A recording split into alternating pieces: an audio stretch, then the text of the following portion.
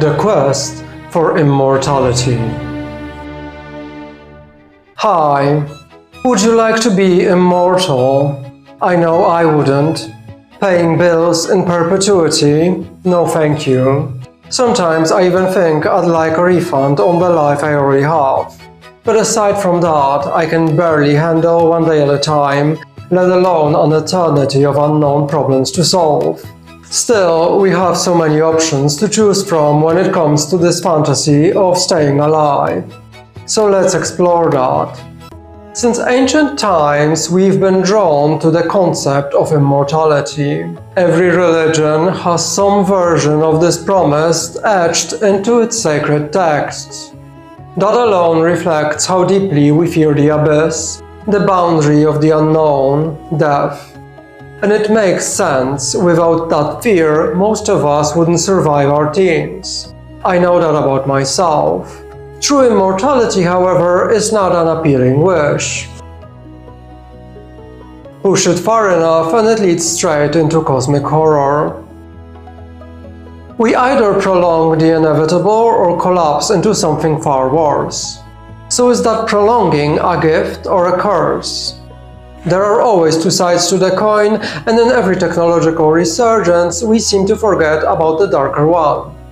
To talk about immortality, I think we need to split it into two categories: physical and spiritual. And no matter which version you choose, there's always a catch. Take physical side. Usually that means extreme longevity, because if you become truly immortal and indestructible in your flesh, then cosmic horror becomes a guarantee. Experiencing the heat death of the universe forever. My guess is no one actually wants that. Still, we've tried countless variations, all attempting to balance the thin line between blessing and curse. You cannot push one side of this equation too far without the other emerging, forcing balance.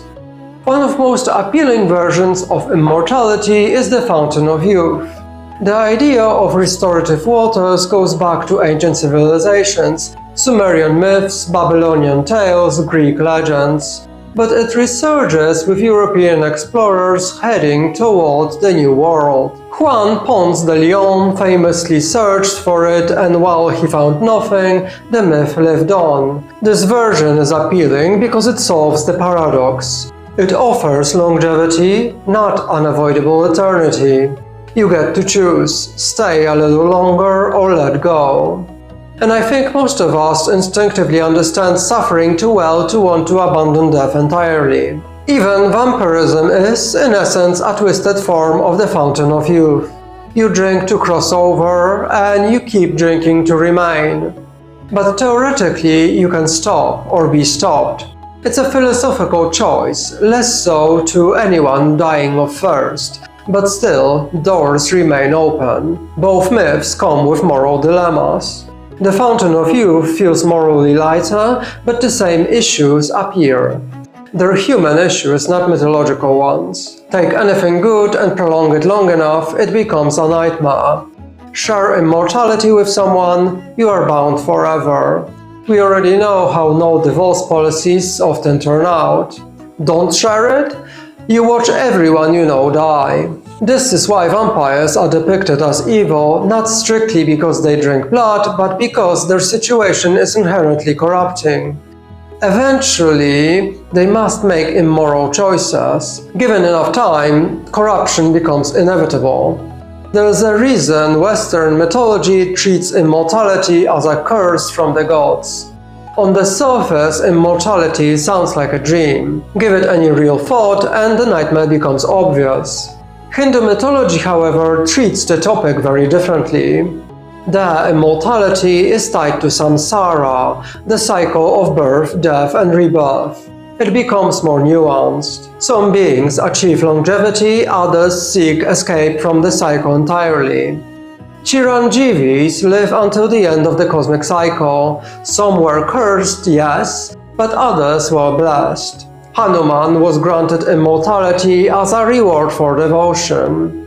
Vyas, the sage who compiled the Vedas, is a partial incarnation of Vishnu. Devas and Devis are immortal gods who incarnate through avatars. Nagas, serpent beings are associated with water, fertility, and the underworld. And now I finally know where heroes of might and magic got the idea for these epic creatures. The key distinction here is that Hinduism sees physical longevity as an extension of something deeper. Atman, the soul, is immortal, but intertwined with Brahman, the reality of incarnation. The highest form of immortality is not living forever, it's moksha, liberation from the cycle. Unlike Western obsession with physical immortality's dark side, Hindu stories use immortality to teach us about service, wisdom, giving, and the eternal aspect of existence. We become reflections of Atman Brahman, temporary mandalas formed on the sand, returning to the desert over time. These days, we seem to overdo immortality through zombies and vampires. But there's a newer idea, cybernetic immortality. This one is tricky because it forces us to ask, are we just data? Are we the sum of our parts, or is there something that cannot be copy-pasted? Our brain, heart, and gut are all networks, essentially brains. But we don't know where the self actually resides. The ghost may not live in the machine we think it does. This is the essence of Ghost in the Shell, one of my favorite anime. In an informational universe, are we just data? Motoko Kusanagi is a cyborg, a brain in a shell, constantly facing this dilemma. How many parts can we replace before we stop being ourselves? Even if data seems permanent, nothing in our universe is. Servers rot, links break, data decays. If we are continuity, then self is an illusion, a flowing process. Change the river long enough, and it's no longer the same river. Structuralism argues that meaning is relational, defined by the system around it. I resonate with that. Maybe we are patterns that sustain themselves, not objects that persist. In Ghost in the Shell, what matters is the ghost, the pattern, the observer, the lens. Replace all parts, the ghost remains. But ghosts can be hacked, and honestly, so can we.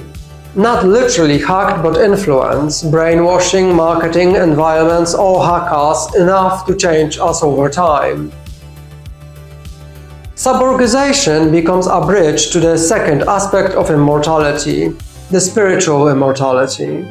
Many religions claim the spiritual self survives. Since Descartes, many philosophers assumed the soul equals the mind. If you die, your mental contents survive incorporately. But this again asks, are we just data?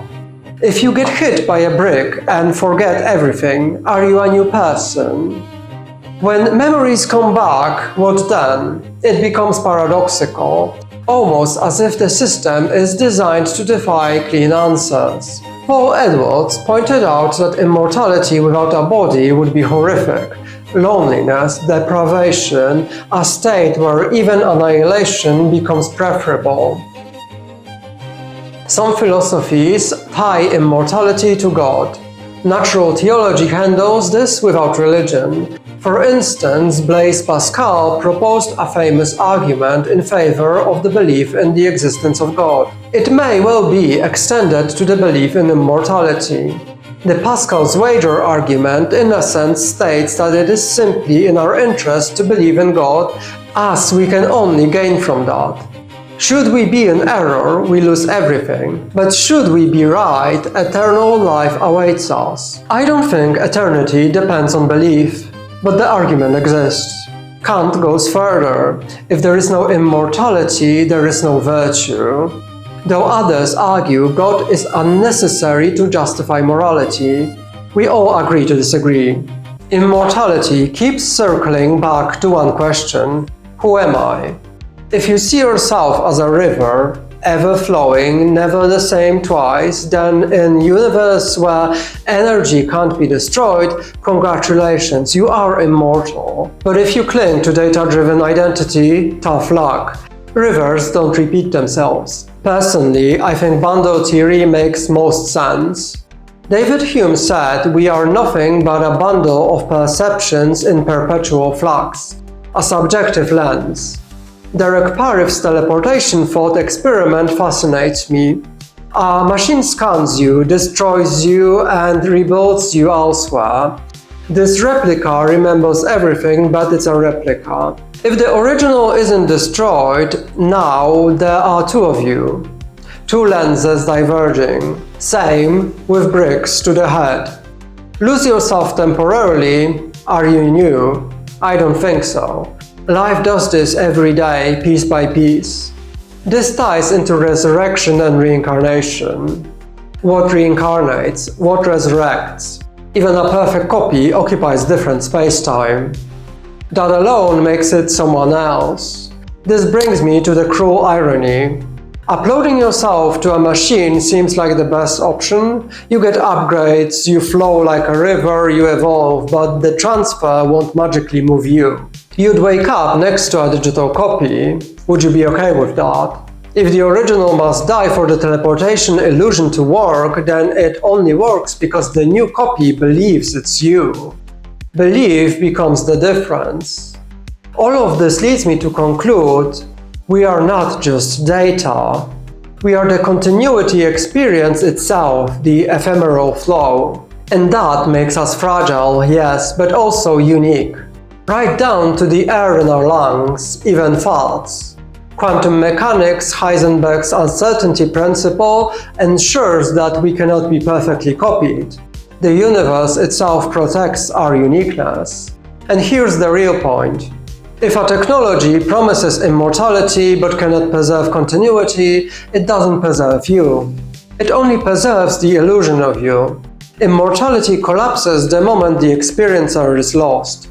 The quest for immortality is really a quest to define the I. But the I is a river. Freeze a river and you kill its nature. Immortality becomes a kind of death, the death of stagnation. Continuity, not permanence, is the real self. Perhaps immortality is not permanence, but endless impermanence. Forever changing, never repeating. A paradox, but one that feels right to me. And you can let me know what you think. Thank you so much for watching. If you've made it this far, please consider liking and subscribing, it helps me a lot. Thank you. And if you're interested in any of the subjects I've mentioned, please find the sources I've used in the video's description.